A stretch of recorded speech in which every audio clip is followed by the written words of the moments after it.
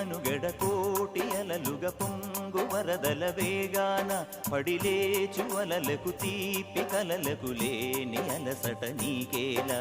నల్ల నల్ల నీళ్లలోన ఎల్లకిల్ల పడ్డట్టున్న అల్లో మల్లో ఆకాశాన చుక్కల్లు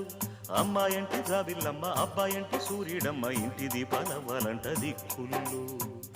ఎవరికి వారే